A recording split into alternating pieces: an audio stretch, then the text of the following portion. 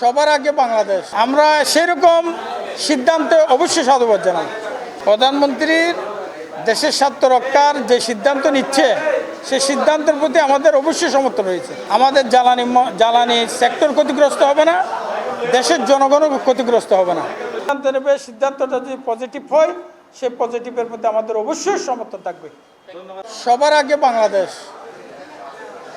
বাংলাদেশটা সুন্দর চলুক, ভালো চলুক, সেটা মাননীয় প্রধানমন্ত্রী তারেক রহমান যেমন চায় আমরাও সেটা চাই।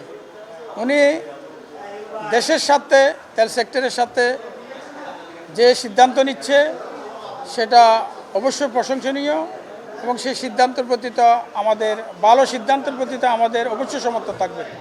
না, এখন যেটা আমরা প্রচার হয়েছে, যদি জ্বালানি মন্ত্রণালয়, বিপিসি আমাদের প্রতিষ্ঠানগুলোর স্বার্থ রক্ষা করে এই সিদ্ধান্ত নেওয়া, যে সিদ্ধান্ত নেওয়া হচ্ছে আমাদের স্বার্থ রক্ষা করে, দেশের স্বার্থ রক্ষা করে যে সিদ্ধান্ত নেওয়া হচ্ছে প্রধানমন্ত্রীর পক্ষ থেকে, সেই সিদ্ধান্ত অবশ্যই প্রশংসনীয় এবং আমি মনে করি এই সিদ্ধান্ত দ্বারা আমাদের জ্বালানি সেক্টর ক্ষতিগ্রস্ত হবে না, দেশের জনগণও ক্ষতিগ্রস্ত হবে না। যদি এমন সিদ্ধান্ত নিতে হবে যাতে এই দেশের জনগণ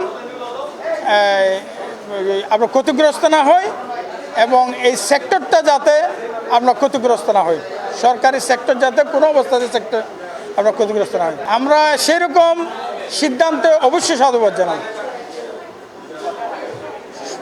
প্রধানমন্ত্রীর দেশের স্বার্থ রক্ষার যে সিদ্ধান্ত নিচ্ছে সেই সিদ্ধান্তের প্রতি আমাদের অবশ্যই সমর্থন রয়েছে।